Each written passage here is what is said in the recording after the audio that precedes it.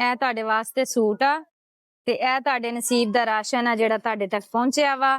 ਇੱਕ ਜੁੱਤੀ ਵੀ ਲੈ ਕੇ ਆਓ, ਜੁੱਤੀ ਟੁੱਟੀ ਹੋਈ ਆ, ਇਹਨਾਂ ਨੇ ਟਾਂਕੇ ਲਾਏ ਹੋਏ ਆ ਜੁੱਤੀ ਨੂੰ। ਕਿੰਨੇ ਨੰਬਰ ਜੁੱਤੀ ਆਏਗੀ? 8 ਨੰਬਰ। 8-9 ਕਪਾਸ ਦੇ ਜਿਹੜੇ ਤੁਸੀਂ ਚੁਗਦੇ ਪਏ ਜੇ ਉਹਦੇ ਪੈਸੇ ਤੁਹਾਨੂੰ ਡੇਲੀ ਮਿਲ ਜਾਂਦੇ ਆ ਜਾਂ 8 ਦਿਨਾਂ ਬਾਅਦ ਦਿੰਦੇ ਆ? ਛੋਟੇ ਚੁਣਸੇ ਵਿੱਚ ਇਸਦੇ ਵਾਲ ਅੱਜ 10-15 ਤੁਸੀਂ ਮੁਸਲਸਲ ਕਪਾਹ ਚੁਗਦੇ ਰਹਿਣਾ, ਐਂਡ ਚੋਂ ਕਪਾਹ ਵੇਚਣਗੇ ਫਿਰ ਤੁਹਾਨੂੰ ਪੈਸੇ ਦੇਣਗੇ। ਵਾਲ ਹਾਂ ਸਾਮਲ ਕੀ ਭਰਨਾ ਹੈ ਇਸ ਵੇਲੇ। ਅੱਛਾ ਦੇ ਘਰ ਦੇ ਵਾਲ ਆਏ ਆਸ ਵੀ ਹਾਲ ਕਹਿੰਦੇ ਹਾਂ ਕਰੋ। ਸਹੀ ਗੱਲ ਆ, ਇਸੇ ਤਰ੍ਹਾਂ ਹੀ ਆ। ਬੁੱਢੂ ਹੁਣ ਆ ਗਿਆ ਸੇ ਦੇ ਵਾਲੇ ਇੱਥਾਂ ਹੀ ਹੁਣ ਇਹੋ ਕਰੋ। ਹਾਂ ਹਰ ਪਿਆ ਦੇ ਫੁੱਟੀ ਵਿੱਚ ਇਸ ਵਾਲ ਧੀਆਂ ਚੁਣਾਵੇਂ ਨਹੀਂ ਦਾ ਉਹੀ ਜ਼ਹਿਰੀ ਗੱਲ ਆ। ਅਸਲ ਦੇ ਵਿੱਚ ਉਹ ਪੈਸੇ ਤਾਂ ਵੀ ਨਹੀਂ ਦਿੰਦੇ ਹੈਗੇ ਕਿ ਕਿਤੇ ਕਿਸੇ ਹੋਰ ਪਾਸੇ ਨਾ ਚਲੇ ਜਾਣ, ਯਾਨੀ ਕਿ ਨਾ ਪੈਸੇ ਦਵਾਂਗੇ ਤੇ ਨਾ ਕਿਸੇ ਹੋਰ ਪਾਸੇ ਜਾਣਗੇ। ਮੁਸਲਸਲ ਸਾਡੀ ਕਪਾਸ ਖਤਮ ਹੋਏਗੀ ਤੇ ਫਿਰ ਕਿਤੇ ਜਾਣਗੇ। ਇਹ ਵੀ ਇੱਕ ਤਰੀਕਾ ਕਾਰ ਹੁੰਦਾ ਨਾ। ਲਓ ਪਾ ਕੇ ਦੇਖੋ।